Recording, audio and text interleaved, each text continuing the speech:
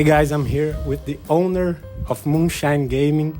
Can you introduce yourself first, please? Yeah, my name's Chris, owner of Moonshine Gaming here in Mimico, 2775 Lakeshore Boulevard West, Toronto's newest retro video game store, and we opened 6 months ago in November of 2023. All right, Chris. So I saw that you already have your store as an online e-commerce, right? For over a decade. So what led you to open a physical storefront, and why here in Lakeshore? I'll start with the tail end of that question. Why here? This is just where me and my girlfriend happened to be living at the time. It is an up-and-coming area. It's gentrifying. A lot of younger people are coming into this area and taking it over. My demographic is mostly males between the age of 30 and 55, and it's a lot of families that fit into that category that are kind of starting to take over this area. So it worked out in both ways.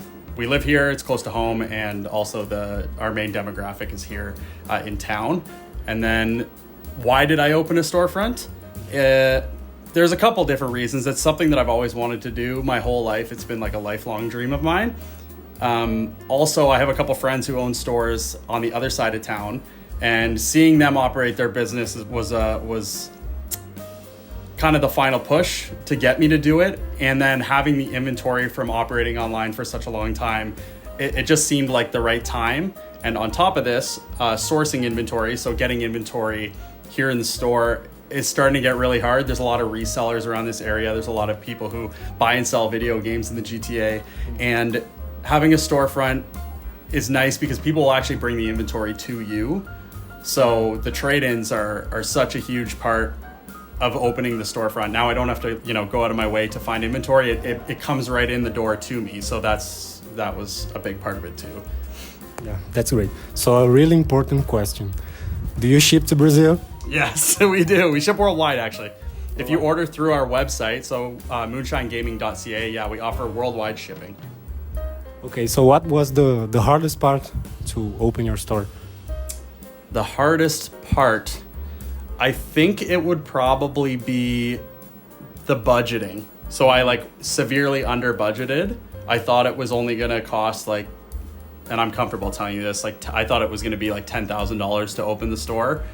As far as outfitting it, I already had the inventory, which typically in a situation where you're opening a retail location, the inventory is the most expensive thing, getting all the inventory to open. I already had that. So in my head, I'm thinking, it's not going to be that hard. We just have to do a little bit of, get the artist to come in and do the spray paint work like this, or put up the slat walls, get the glass cabinets and stuff like that. So I budgeted $10,000 and it ended up costing close to double that.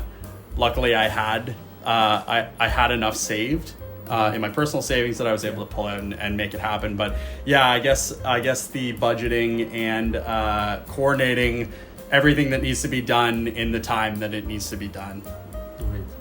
So, do you intend in the future to sell games and console for the current generation, or are you only sticking to retro stuff?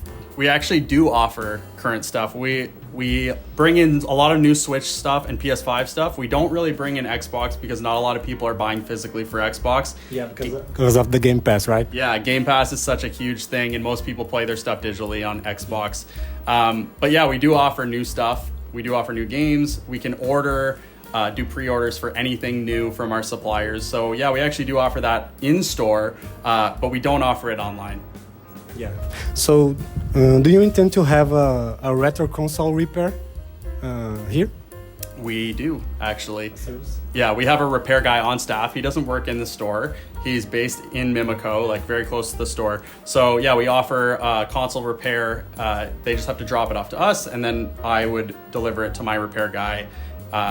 And it starts at $20 Canadian for him to just open and assess. And then after he opens and assesses what the issue is, then he'll have to requote on the work that needs to be done. For handhelds too?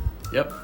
Yeah, because my PSP is not reading discs. Oh yeah? Yeah, you do that, right? Yeah, I would. So again, it would be $20 for him to open it up. If it's basic cleaning, that money would cover the basic cleaning, and anything that's simple enough for him to do within 10 or 15 minutes, that would cover that. But then if it was something additional on top of that, it would have to be reassessed. And if there was parts that need to be ordered in, he'd have to quote the parts, and he would give you a quote after opening it up and taking a closer look at what's wrong with it. Okay, Chris, Thank you very much. I have only one question for you. What was your first console, your favorite console, and your favorite game for both of them? I love this question, and it's my favorite. It still is my favorite console. My first console was a Super Nintendo. Mine too. Yeah, let's go. My favorite game is Donkey Kong Country 1. Oh, I thought you were going to say 2 because my favorite is Donkey Kong Country 2. Most people, you know what, I get yelled at, honestly, because most people consider 2 better than the first one. But I nostalgically have... It holds a special place in my heart because it was the first one that I played. Me too, yeah. I also love Mighty Morphin Power Rangers, the movie, the game. Yeah. You ever play it? Yeah, we have it in stock right now too, actually. You have? Yeah.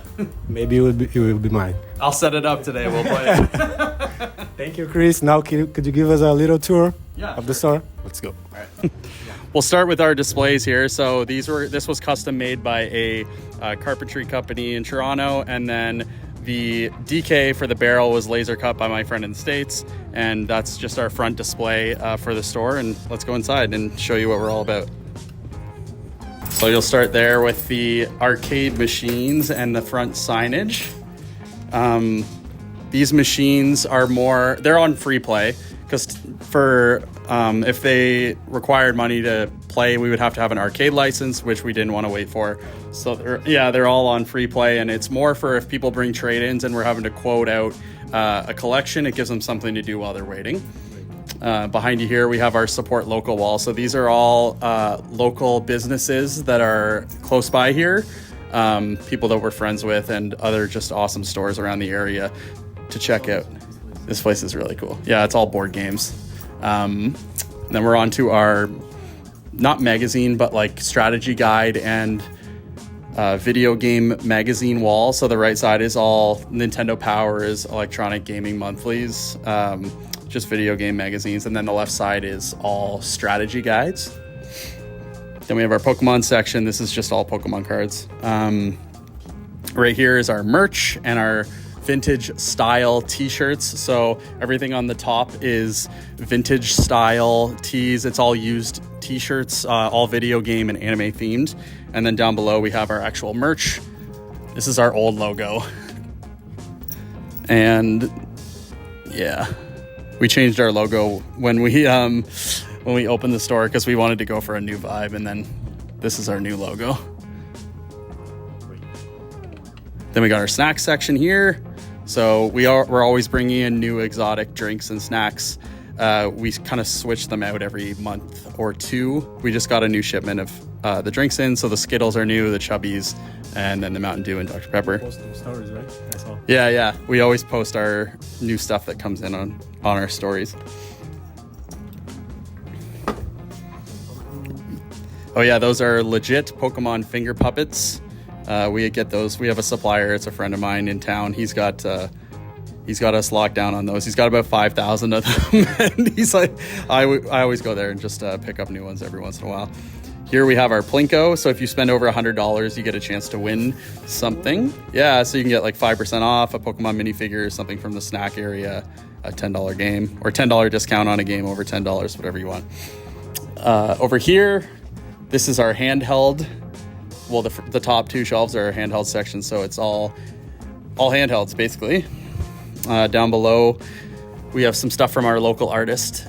His name is Takun, and all of those are his custom artwork in keychain form. Then the bottom, we have Toys to Life. We don't have too much right now, but it's Amiibos. Yeah. Right here is our Microsoft section. So original Xbox here, and then 360 here and here. Over here is PS1 and PS2. So PS1 is there, PSP down below. These two cabinets are PS2. Right here is PS3, and this is kind of just like a random section of stuff that didn't really fit anywhere else. So PS3 and those two. This is like big box PC below, some Intellivision, Game Gear. This is a really obscure console called a Nuon. I thought it was a VHS. Yeah, it's like a DVD. Yeah, it's that's a weird one. Probably not something that you'll see that you see very often. Yep, Vita on that end cap. And then in here is all of our Sega, CDI, 3DO. So Master System and Genesis on this side, Sega CD, Sega Saturn, 32X, and then some other obscure stuff like Neo Geo Pocket Color, N-Gage, TurboGrafx, Dreamcast, and then Philips CDI and 3DO down there, and some Jaguar stuff as well. And then we have complete in-box consoles that line the backs of all of the glass cases. And up top here is just kind of bigger items that, again, we don't really have any other place for. This is pretty cool. So this was a McDonald's kiosk. This used to be in a McDonald's in 1997. Whenever it was in McDonald's, it was always running Mario Kart. So we bought this from a McDonald's collector. We bought it broken. We had to fix it. Luckily, we were able to get it working again. Now it's operational for people to play when they come in the store. Over here, this is our plush section. So from here down is all official plush. And then we have like a very curated DVD section. It's all either nostalgic 90s style shows or shows to do with video games. And then above is like cases, action figures, and other things that would be like toy related. This is our bargain bin. So all the games on the right, $2. And then all of these bins actually open up. And there's just random little things in there. But everything in this shelf is $2. Any of these games are $2? Yeah. Wow. Yeah, and then except for like the stuff on top, like that's 40, and this just I put there because I love Totoro. And then you saw this earlier. This is our graffiti wall. It also doubles as like a picture wall. So we have it set up so the person can stand here, and then if you look behind you here, there's feet. So that's where you actually stand in order to get the best picture for the person who's standing below the question block. Yeah. So this was done over 40 hours. It was all spray paint, and it was all done by a team of Ukrainian spray painters who are local to this area. And they did a really good job. This is all of our Nintendo section. You're good. So it starts from like the oldest Nintendo console, NES, and it works its way forward. So NES, Super Nintendo, N64, GameCube, Wii, and then this is our handheld game section. So it's Game Boy, Game Boy Color, Game Boy Advance, DS, and 3DS. And then back behind here, this is our testing station because we test everything before it goes out on the shelves to make sure it's in good working condition. So we have all the consoles in order to test the games here. This is our controller wall. So pretty much controllers for every console. Wii U, and then we're into our current gen stuff. Nintendo Switch, PS5, Xbox, PS4, and then our loose consoles all across the top. And that's pretty much the whole storefront. I'll show you the back area. We have some storage back here. This is kind of a mess, so don't judge me on how messy it is back here.